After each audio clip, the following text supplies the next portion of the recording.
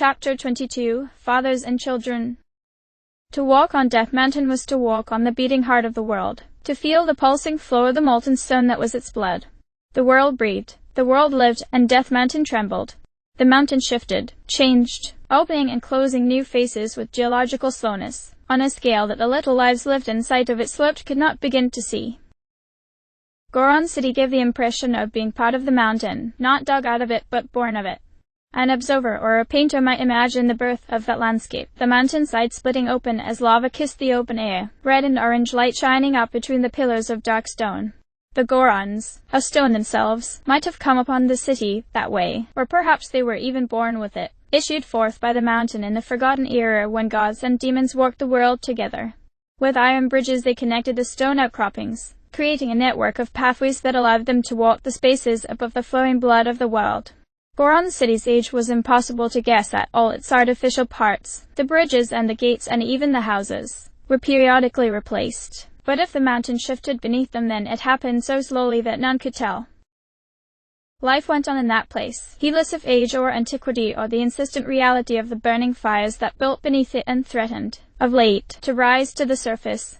Artisans worked their repairs on iron and stone. Children rolled aimlessly and fearlessly along the narrow paths of the city that hung just over fatal drops into burning fire, and those few of the other peoples of Hyrule who paid visit during this season of burning moved quickly between buildings, seeking specific goods or specific places. The ripped and shredded was the armor shop of Goron City. It sold armor made specifically for Hylians, since Hylians were the people most likely to travel to Goron City. The armor sold there was of unquestionable utility but lacked longevity. It could protect Hylians from the terrible burning heat of the mountain, and its construction meant that it would never need to be replaced. But any Hylian that left the mountain would find they no longer needed those precious armor pieces. This reality had not driven down its price, as the two women stalking out of the shop had just learned. I cannot believe they charged 2,000 rupees for that helmet, even if it is fire resistant. That's as much as 2 sets of the boots and 1 of the armor. The Flamebreaker armor and matching boots made heavy, almost riotous noise as Zelda walked across one of the iron bridges, now headed toward the town's end. It would take a very great deal of effort to move quietly in them. Still, she never felt quite so comfortable as she did right now, temperature-wise. A psychological effect, perhaps, of knowing that she was materially safe in a way that even the fireproof elixirs would not have been able to provide for her. Yes, the boots had been an excellent purchase. Despite that, she had to admit her mood was completely shot. The craftsmanship on it must be quite meticulous. And, Zelda, we could purchase it, if you wanted to. I know. But it would deplete nearly all of our rupees. I'd sooner get you a matching pair of boots and armor, too. Zelda did not see as Paya winced and wrestled for an argument that would not betray how hideous she found the armor in question. Kotir mentioned that, if we should find her sisters, then their magic might draw further benefits out of full sets. She did, that's true. Still, how irritating. For now, let's see if we can secure a room at the inn, and then we will consider what else to do. If nothing else, it will give us an opportunity to prepare more fireproof elixirs. Oh, I hope we can increase their potency without losing too large a portion of their window of efficacy. Some areas of Death Mountain are too hot for the elixirs we've made, the shopkeep said. I suppose, in the worst-case scenario, we could both use one of our elixirs and one of the armor pieces. I'm sure it won't come to that. Zelda was doing the math in her head as they worked, weighing the long-term benefits of the helmet against its cost, trying to determine if it came out properly against how long they planned to spend on Death Mountain, and how likely it was that Ganon's blight, which waited on Barudonia, would be using fire as a weapon. If they could gain the same benefit from producing better elixirs, using more effective parts, then perhaps. And so it went, round and round in her head, so that she barely noticed at all as they passed by Gerudo woman on the near the inn. Good afternoon, the woman said in her own tongue, Savsoa. Good afternoon, Zelda replied, also in Gerudo. Then she stopped in her tracks and went back over the words in her head. Wait, what? She turned to look back at the woman, who was looking at her with an expression nearly as surprised as Paya's. You speak Gerudo, little sister? Well, much much taller woman's building excitement showed in her grin, the sudden nervous shifting of her weight, back and forth between one foot and the other. A small amount? Only it didn't come out like a question. She realized her tone, in Hylian, would have made it into a question that communicated her surprise, but in the Gerudo language that same tone didn't carry a similar meaning, and she had failed to append the interrogative particle. Well, keep that in mind for the next time she decided to open her mouth. A small amount can be vast in a sea of Hylian. It feels so good to be able to speak my own language again. I have not met any other Gerudo since coming up this accursed mountain. And who could blame them for not scaling it? With this heat, I have to slather myself with these disgusting tinctures constantly or else end up burning to a cinder. And the Gorons don't make armor to fit Gerudo. Every day here is a misery, and I wish I could force myself to leave. Oh, but I am being rude. My name is Ramela. My name is Zelda. Zelda. You have a good name, Delta. A name that signifies strength of heart. And your pronunciation is so good. You are not dropping your V's at all. You must have spent a very long time working on that. Throughout this exchange, Pai's eyes had grown steadily wider, as she had stopped turning her head to look between the two speakers. Now only her eyes darted back and forth. Zelda spent a heartbeat considering her response, trying to make it as true as possible. I do not remember feeling like I was working. She was aware of how formally she was constructing her sentences, one of the sure signs of it being a second language, but she didn't really know how to speak in any other way. That marked the limit of her fluency, she supposed. Ramela barked a laugh, full and deep and throaty, and something in that laugh made Zelda feel wistful. Yes, I suppose Gerudo Town does have many attractions for a young woman, even if she isn't old enough to drink. Oh, I should go home. I should go home. I miss my sister and her idiot friends in the guard. Sadly, I can't leave yet. Why can't you leave? Now Ramela looked away from Zelda, up to Death Mountain, and scowled. Gemstones. I'm here to gather gemstones and bring them back to Gerudo Town. There's always a premium to be paid in the city, and if I can get the stones here then I'll make a killing when I go home.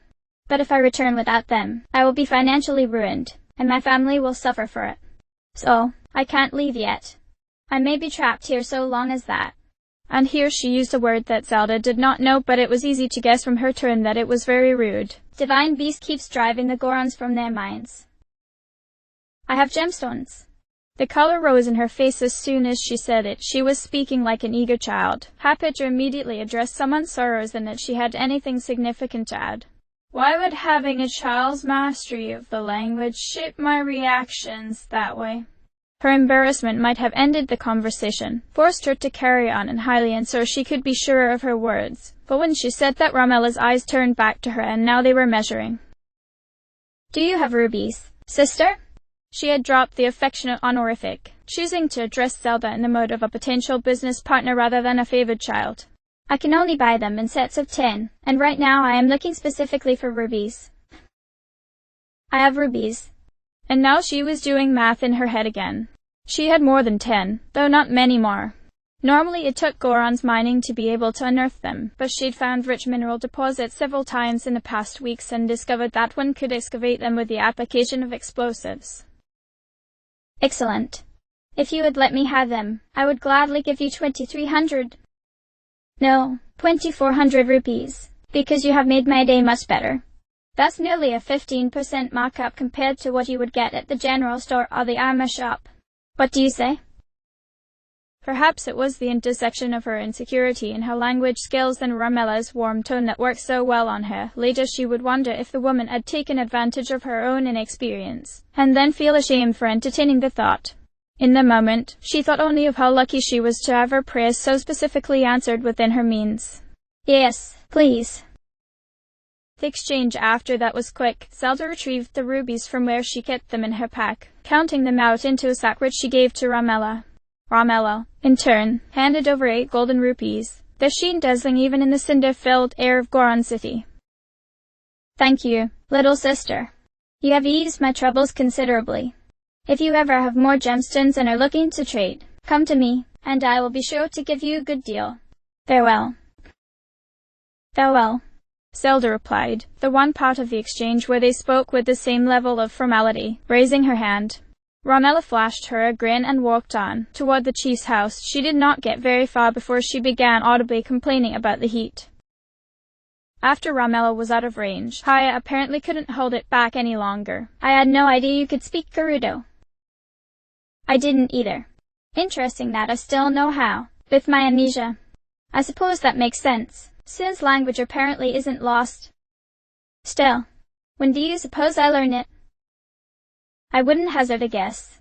It is said that your mother often visited the Gerudo, ever since she was a girl, but I don't know whether you were brought on those trips with her. She didn't speak the question that they could both feel in the air. What else did Zelda know, and not remember that she knew? Well, that was for another time. Instead of posing another question, Zelda hoisted the sack of rupees she'd just been given, shaking it so that they clashed musically together. She couldn't help grinning. She couldn't help being just a little proud of herself. What say we go pick up that helmet, and perhaps a second pair of boots, while we're at it? Haya did not look happy. In fact, she was grimacing. She must have been thinking about something else. Bluto was feeling very old. All right. Feeling wasn't exactly it. Bluto was old. That was just a fact.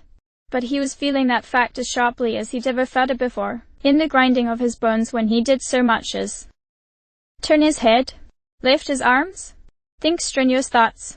He spent a moment trying to imagine something that wouldn't hurt his back, and that made the muscles at the base of his spine seize up so hard he drove his fist into them, grinding his knuckles as deep as he could.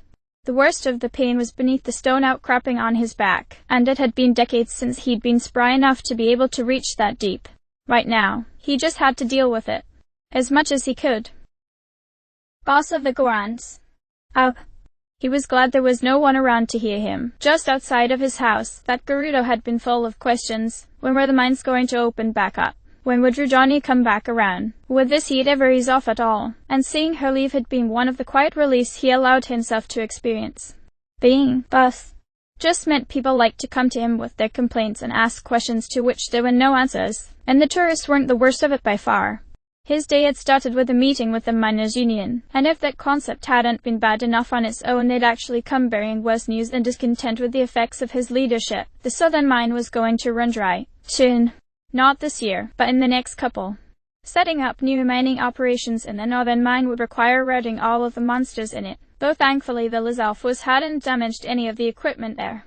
Whereas, getting the northern mine running would only be a stopgap measure itself. The real goal was Death Mountain, where Rudania had destroyed most of their infrastructure.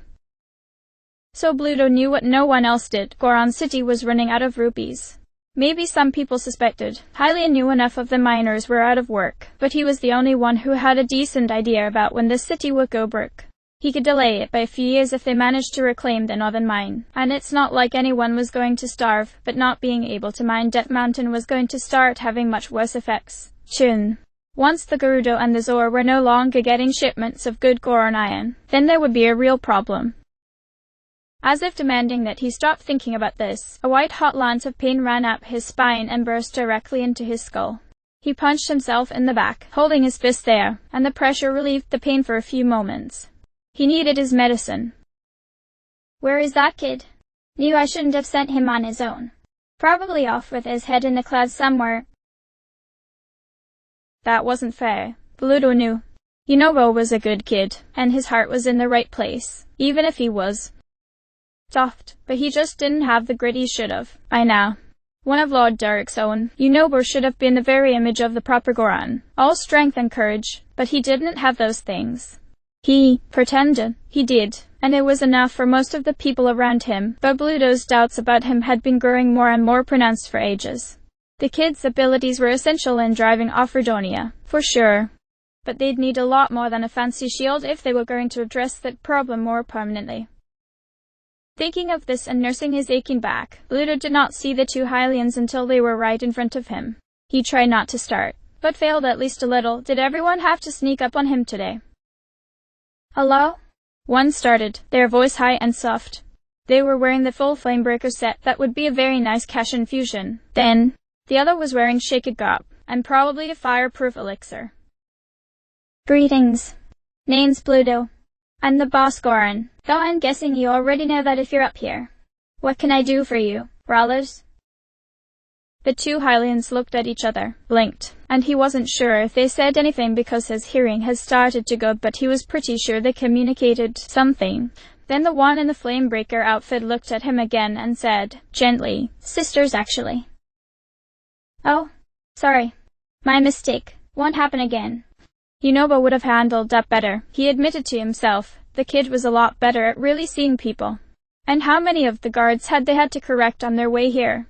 He didn't want to think about it. Well, if you'll forgive me that, what can I do for you? What brought you to Goron City? The one in the Flamebreaker armor was plainly the leader between the two of them. That she was traveling with a Sheikah escort suggested interesting possibilities, but he didn't want to guess at them. Until she continued. We're actually here on an errand concerning the Divine Beast. Would you mind telling us about it? That scorching, pain in my back nuisance? Not a lot to tell, except for how much trouble it's been causing us. Stupid thing's been sitting quiet on Death Mountain ever since Lord Daruk died, and it's not until the past while that it's really decided to jump up and make problems for everyone. It keeps Death Mountain constantly agitated. Do you know Goron City used to be temperate enough that Hylians and Gerudo would need to wear jackets in the winter months? Now the temperature's so high you can't keep from bursting into flames without dousing yourself in lizard guts. It keeps making incursions toward Goron City, and if we're lucky it tries to show up on its own and we can drive it back with our cannons and Yunobo's big head. If we're not lucky it'll send out its drones, and... well, I don't want to talk about that right now. In short, it's a pest the size of a mountain. The two women, no doubt duly impressed by this fountain of information, exchanged glances again. They sure did like looking at each other a lot. Hylians seemed to like to do that. In his experience, always looking around instead of looking you in the eye. Not their fault, probably, but still.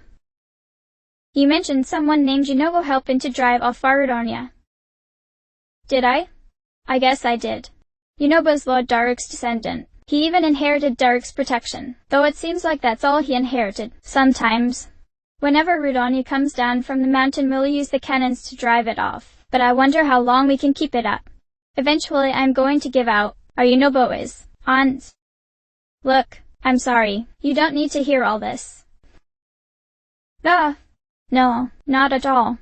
We're actually here specifically about Farudonia in the sense that we want to restore it to its original function. All right. Okay. Now it was his turn to stare. A Hylian and a Sheikah showing up from out of nowhere wanting to address a problem that the Gorons couldn't handle for themselves. He didn't know whether to be intrigued or insulted. He tended toward insulted, which was fair given that he was pretty sure he had insulted them in turn earlier. Maybe that made them even. But how'd they even get this idea into their heads at all? You intend to restore it. What? Are you going to try to replace Daruk? Or are you just looking to work with his blessing? It hurt him physically to do so, but he turned away from them to look up at the mountainside where the faces of Goron City's heroic ancestors were carved, and Daruk's face was the newest of those. Do you think he's still watching out for us? Or what? Her eyes must have followed his. Is that Lord Daruk? Yeah, that's him. We memorialized him after the calamity, given how he went down fighting. Farudonia's hard for us to look at, much less deal with. Not a lot of us still remember him. But I tell you, when he was around, nothing like this. There was a sound from behind him, the chiming of a bell, and then a golden light brighter than the glow of Death Mountain's blood. He did not notice the pain in his back as he turned again, looking to the woman in the Flamebreaker armor, to the golden light that was pouring out of her helmet. Hyrule Castle looked different in the light of the setting sun, from the south, seen through the trees in the glade where Zelda had finished receiving the vows of the champions. The darkening sky made the castle itself seem almost sleepy. The roughness of its edges, the solidity of its authority, each of these were softened as day turned to night. When night fell, and the castle became a silhouette of darkness against the brilliance of the night sky, its black outline broken by torches and candles set in windows, the impression would fade, but now, in that twilight, Zelda could look at the place she had called home for so long and think of it as something else. Something inviting, though distant, something that promised rest, rather than a compounding of her burdens, of her failures. She sighed. Maintaining those thoughts would be easier if she wasn't so morose. After the ceremony and the swearing of their quiet oaths, Zelda had not been able to speak much to the champions. Urbosa had seen it. Urbosa, ever privy to the secrets of her moves however much Zelda might want to hide them, had steered and commandeered the conversation that came after for the better part of an hour. She was an old hand at it, Zelda supposed, an accomplished stateswoman as much as a warrior. Urbosa had been the one to suggest the other champions return to the castle, and Rivali and Mipha had agreed with her and left. The only one unmoved by her, though Zelda could not have guessed why, was Dark. Dark and Urbosa had an exchange that Zelda wasn't sure she had caught the subtleties of. Aren't you tired yet, old man? Oh, you know. I'll follow along in a minute. Just need to clear my head, arrange my thoughts. And Urbosa had left, taking Mipha and Rivali with her, and Dark had stayed behind. Link had stayed behind, too, and something in that made her chest ache when he had sworn his oath to her. She thought that he was revealing something, some deeper part of his thoughts. But, really, she was just trying to run from her doubts, wasn't she? Now he was withdrawn again, never looking directly at her. He's turned always outward. If she'd asked, he surely would have said that it was to watch the environment for threats, and maybe that was even true, but she could feel his scorn for her failures. She took a seat on the edge of the fountain, breathing in slowly.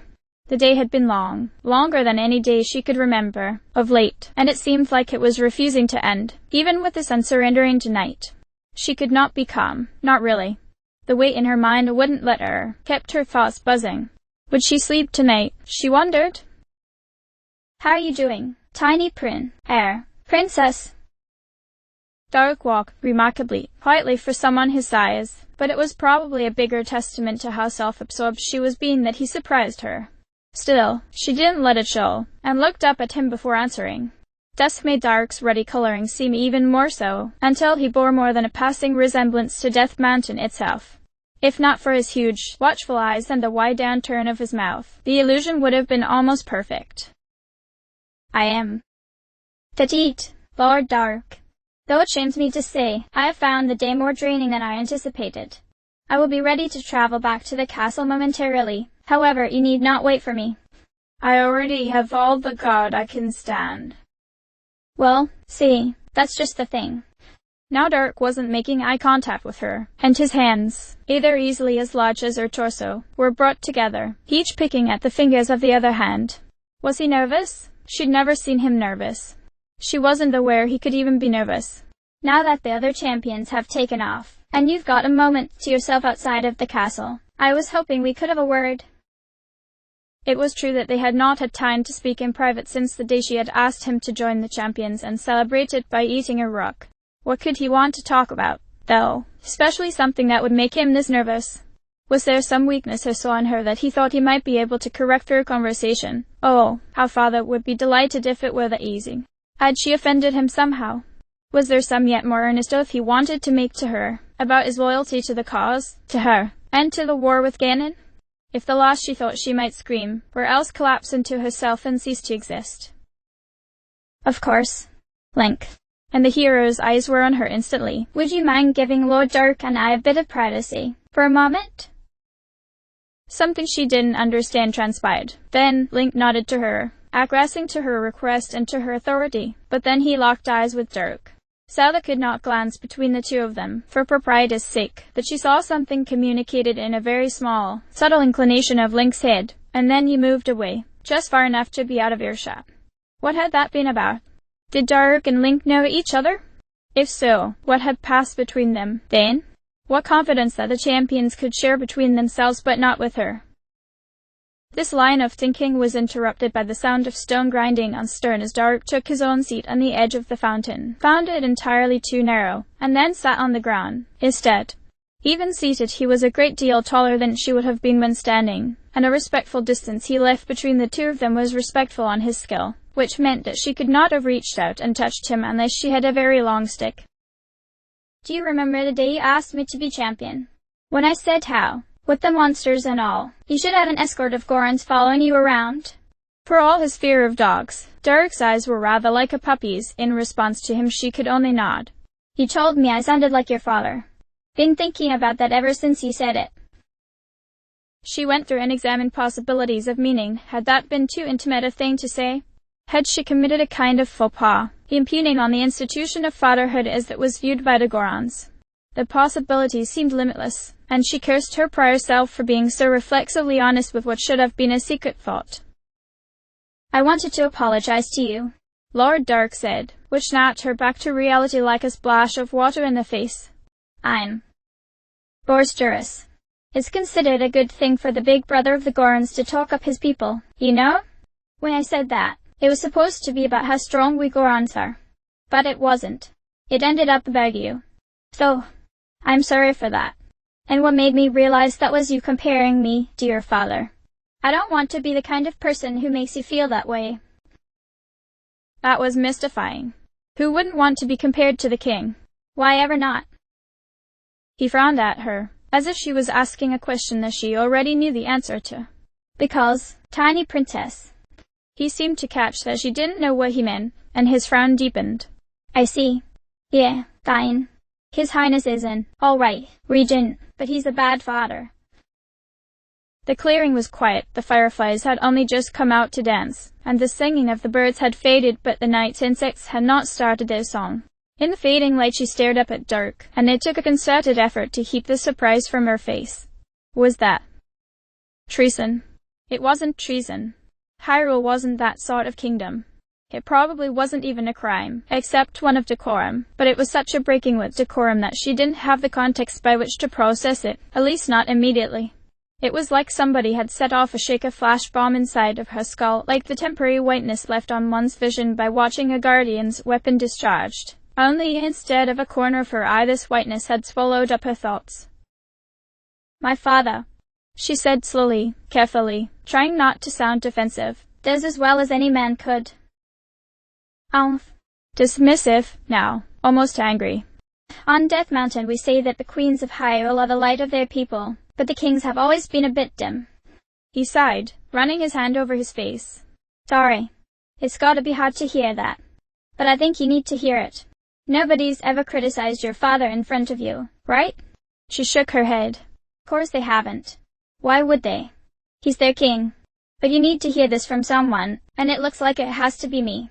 Link would sooner cut his own tongue out than speak ill of anyone in your house. Rivali wouldn't be able to see this unless you rubbed his beak in it. Myth is another princess, but she has a good relationship with her dad and probably doesn't even think to relate about this. And Urbosa.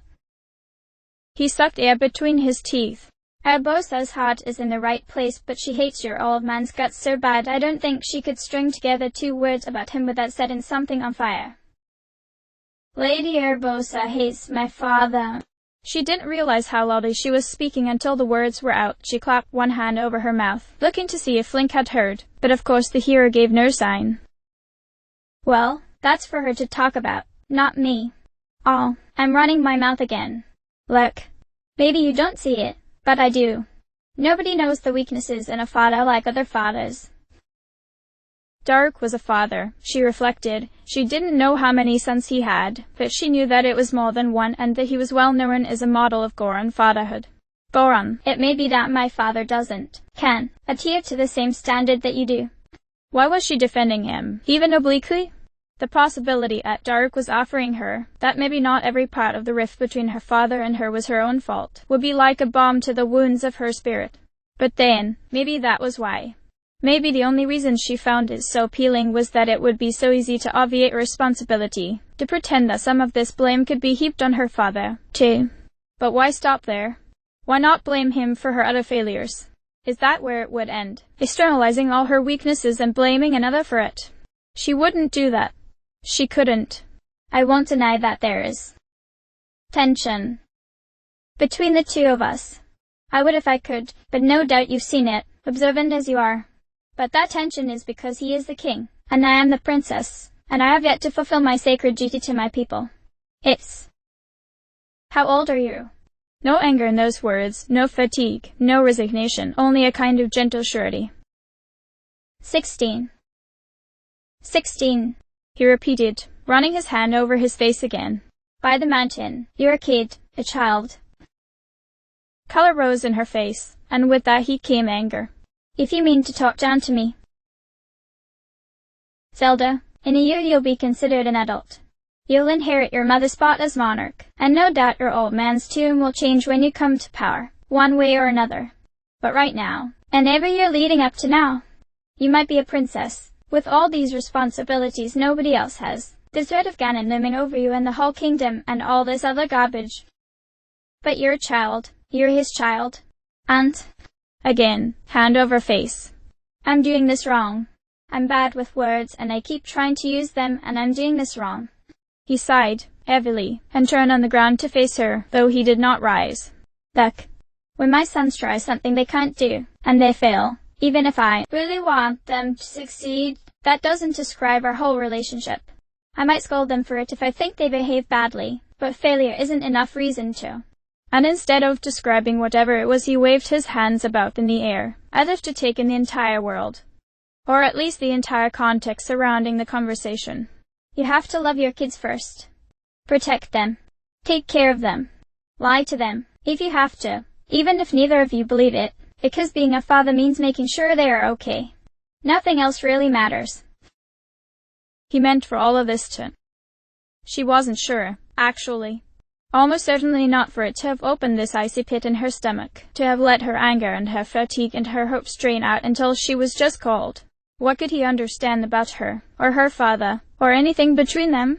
He didn't know Zelda, he didn't know King Ramboswar or Miss Hyrule. I would thank you to say whatever you feel you must say, Lord Daruk. Okay, Princess, just this. It's not your fault. You deserve to be happy. And you deserve a father who will help you be happy, not a king who treats you as his subject. She was impressed by how even she could keep her voice. I believe you have overstepped your bounds. Yeah. I guess I have. Why wasn't he angry? He wasn't angry, or shamed, or even frustrated. He just sounded sad. He got to his feet, dusting his knees off with his hands, combing his beard with his fingers. It's your life, tiny princess. You're not my kid, and it's wrong of me to act like you are. I hope I didn't hurt our friendship. Saying all this, I hope you can forgive me. He set his fists on his hips, but she found she couldn't look at him anymore. But even if I did, even if you never talk to me again outside of my duties as a champion, I hope you remember this next time your father makes you feel small. I want you to think of the things that make you feel as tall as a mountain. And if things ever get to be too much, you can come to Goron City. Bring the little guy. The two of you can stay at old Daruk's house, and I'll make sure the world stays out for a little while. He had nothing else, no farewells, no last thoughts. He nodded to her, confirmed that the boulder breaker was still tied to his back, turned away, and began the walk toward the castle.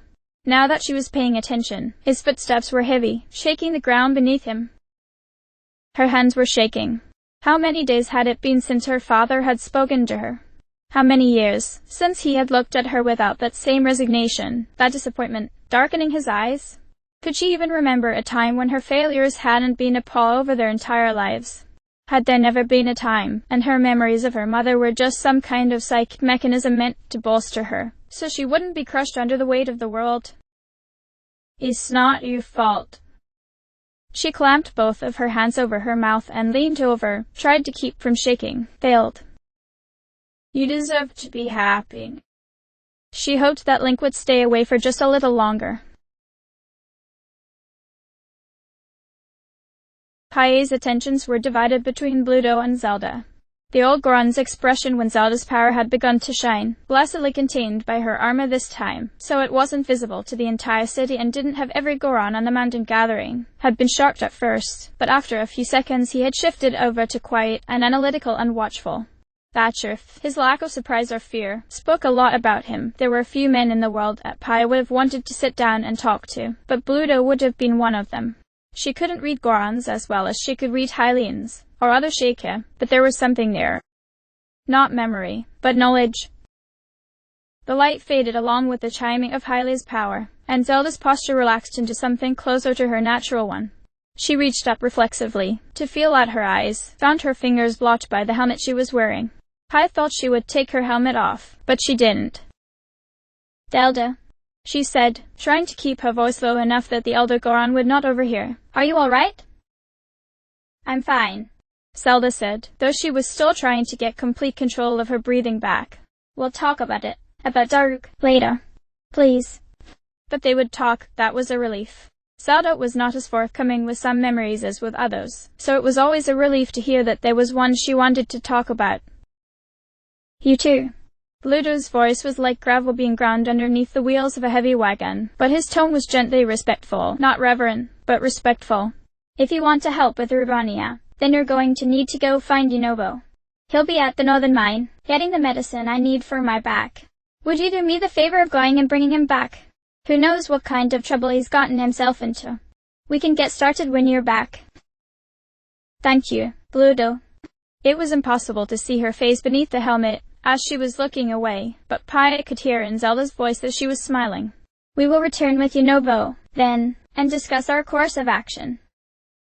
The two of them left together, inclining their heads in appreciation to the Goron elder, and proceeded up the winding path to the north. They did not realize, at the time, that they should have been running. They knew the task was urgent, but the fullness of that urgency wasn't known to them yet. Gorons like to pretend that they did not know fear, especially when talking to the other peoples of Hyrule. All grit and gravel, that was the Gorons. Walk through lava, dig through stone, mine for diamonds, sleep like rocks, that was the Gorons. What did they have to be afraid of? They were the mountain, and the mountain wasn't afraid of anything. Yunobo knew better. Yunobo knew fear. Here was the sight of Farudonu walking around the mountain, his giant head swiveling, knowing that any given pass could be the one where it decided to come down to Goron City and stomp everything flat. Fear was knowing that you had inherited Daruk's protection, and that meant you were the only person who could possibly drive Rudoni away, and not directly, either, or, well, extremely directly, depending on your perspective. Fear was knowing that your ancestors' bravery and the power you'd inherited made people think you were, basically, like that ancestor made all over again. Then they'd build a sense of security around you. Depend on you. You, who didn't have much of an appetite, and couldn't stop being scrawny. You, who'd be just as happy leaving the mountain and living in a nice cave somewhere in the lowlands.